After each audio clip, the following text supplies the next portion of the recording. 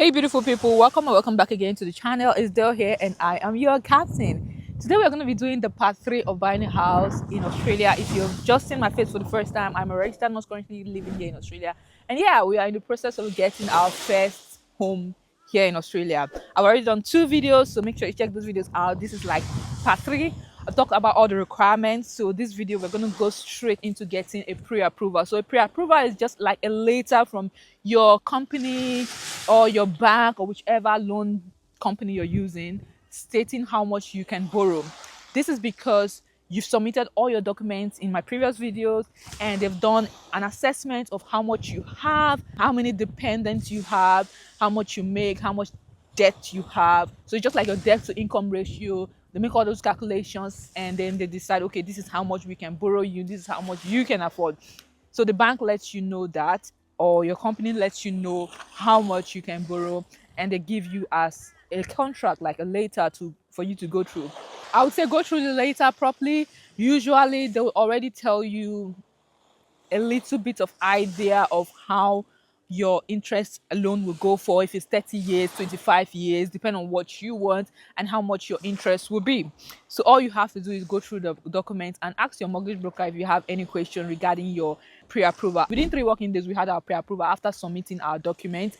This is because our mortgage broker already showed us all the banks, what the banks are offering and how much we can borrow. We already had an idea of all the banks and we picked the best bank for us, and our pre-approval was given to us in 3 days. Now our pre-approval only has 3 months validity, so within 3 months we must use that particular pre-approval, otherwise we have to apply again. Okay, so that's why it's better for you to already like have an idea of how much you want to spend. If possible, start doing virtual viewing of houses, like just using the apps and start viewing houses, like just know what area you want to buy, location and all that. Anyways, we had 3 months and luckily for us we were able to find a property within 3 months. Now within the 3 months you can use that pre-approval for lots of things. So the pre-approval, you can use it to buy houses in auction, private buying of houses. If you want to do the land and construction way of building houses or buying a house, you have to let your bank or mortgage broker know even before you get the pre-approval, because I think it's a kind of different loan you get. I don't believe it's the same, but we didn't go through that route, so I'm not 100% sure. But I feel it's a different kind of agreement, a different kind of loan amount you get because it's in stages. So what I read about it, they're going to give you the money in stages, not just one as you're buying a fully built home. So we are buying a fully built home, so yeah, we don't have to do all the construction and all that. We got the pre-approval and we started viewing houses. Now, how do you get houses to view, or the ones that are for buying? Like what we did, we went on domain, we went on real estate. I feel like the houses in real estate and domain are almost the same, so just use one, okay, not to complicate things. Or you can go on like just regular open homes. So in Australia, they do have open homes where you see signboard, like if you're just walking on the road, you see signboard of house for sale, house for rent, like that. And you can just go and view the houses or contact real estate agents around in your areas and tell them, no, I want to buy a house of this price and this price. You see why it's good to have a pre-approval. This is because when you have a pre-approval, you already know how much you can borrow.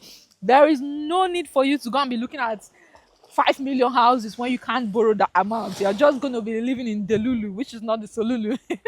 So yeah, always have your pre-approval before you start viewing houses, except you're just going to do it for fun anyway. Yeah, we started looking for houses, we booked appointment, we viewed loads of houses. I'll tell you, look, view as many houses as you want because you're going to be living in that house for a while. Like, it's going to be your home for a while, even if not forever, but at least for a long time. So you need to love your house, you need to love the area, you need to love at least the community to an extent before you finally pay for it. So after looking for houses, if it's within your budget, the area you love, like in the community or whatever your preference, everyone has a preference. So what my preference is might not be your preference. Some people's preference is close to the city, some people's preference is close to regional areas, some people's preference is it must be in a beach like this one.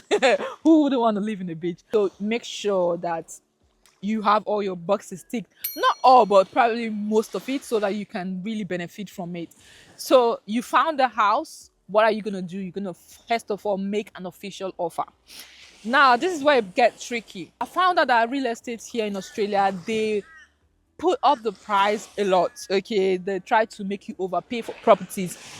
I'll give you some tips. I might make a second video making you buy better properties, but one tip is always go down below their asking price. If possible, 20,000 less, 10,000 less. I did it. It worked every time. Like every time I make an offer, I make offers like 20,000 less, and I get the property. I get most of them. I got them, but yes, definitely beat down the prices because it's going to help you at the long run. Okay, now you found the house, you want to make an offer. Like I said, make sure you make a best offer for yourself.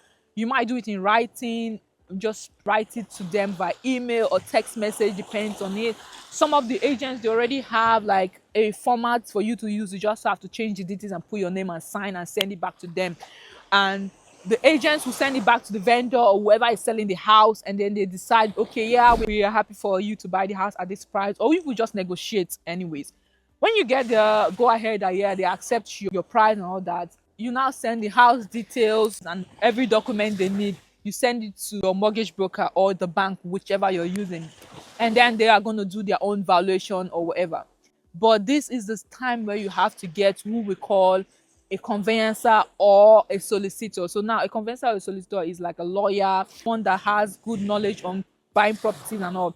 So they are going to do everything like checking and making sure the documents are genuine, making sure the property is actually up for sale, check all the documents that are needed. Now, when they have a look at the documents, make sure there's nothing fishy in the document and your contract is legit. Okay, and if there's anything that they feel should not be in your document, they're going to let you know, and they might end up communicating directly to the vendor's conveyancer as well, or solicitor, depending on the case, and they come to agreement. Usually you're not even involved that much, except they want to ask you some things if you're happy with those things being in your document. But usually if you get a good solicitor, they will be communicating with the vendor, and your solicitor will let you know that okay, yes, everything in your contract is legit. They're happy with this clause, they're not happy with this clause. They'll tell you to remove this, they'll tell you to add this, the date of settlement, and all the contracts, anything contract work. Basically, you don't have to do anything anyway if you get a good solicitor. They would make sure the paperwork is correct and they send it back to you for you to sign. Now, before you sign, even though your solicitor or conveyancer has done their job, I believe it's your own responsibility as well to go back and read between the fine lines. Personally, I will read all through everything, because once you sign that contract is binding you. Yes, you've had a professional had a look at it, but it wouldn't hurt for you to also have a look at it with your own eyes. And any word you're not familiar with, what I did was go to Google, type the word, just make your own research. Chat GPT was very helpful.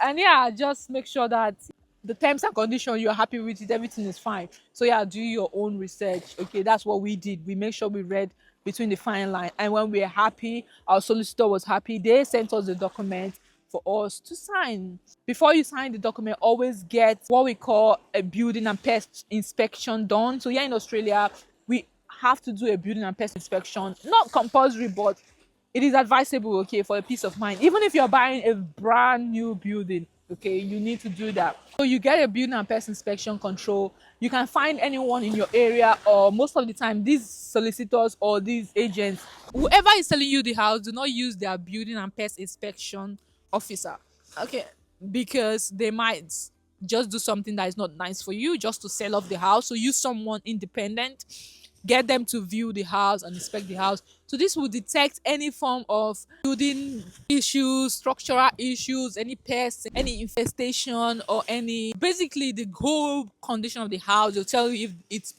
like they've been previous damage the building, they've done previous repair, like everything about the house. They're going to give you that. Okay, so the building inspection was just for a day. Like we paid in the morning, and in the evening we got the report. So it can be that fast if you tell them that you are looking to lock the property as soon as possible. So they're going to do all that and give you the report. Yes, when you get the report, you can read through the report, but usually you can easily call the inspector and they will explain everything to you, tell you, oh, the house is good, oh no, don't buy this house is not good. Okay, so when you get that report and you are happy with the inspection, if you're not happy, you can go back to the vendor and say, look, this is the fault of the house. Which of them can you repair and which one can you not repair? So this is a time where you can renegotiate the amount again. If you find things wrong with the house and they are not willing to repair it, ask them that they can reduce the amount you're buying the house. So if you've agreed on a price before and you found things wrong with the house, you can now renegotiate how much you're buying the house. You can walk away. No one is holding you. At this point, you've not signed any contract, so you can walk away. If you're happy with everything, you renegotiate, then you can go ahead to sign the contract.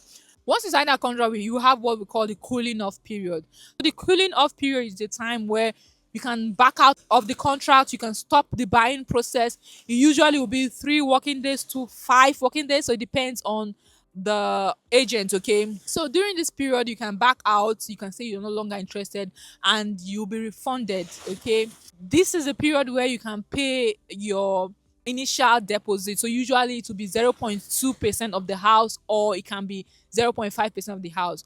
It just depends on the agent. Okay, some people will not collect at this time, some people will collect at this time. So most people will even collect it when you make your offer. They'll tell you to pay this money. Okay, so that money you can get it within the cooling off period, which is 3 to 5 working days. Usually you can make your decision during that time, but immediately after the cooling off period, that money you will not get it back. Even if you decide not to go ahead with buying that house, your initial deposit, either the 0.2% of the total amount of the house or the 0.5%, you won't get it back after a cooling off period. Except the agent is happy or there's something that is wrong, very, very wrong, and then legally they're allowed to give you back the money and all that. But usually once that cooling off period is passed, that is it. So yeah, this video is getting too long, so I'm going to end it here. At this point, you have a house and you've already signed your contract, cooling off period done. Make sure you subscribe to get the next steps. Okay, and I'll see you guys in my next one. Please guys, don't forget to like, comment, subscribe, and share this video with your friend, and I'll see you guys later.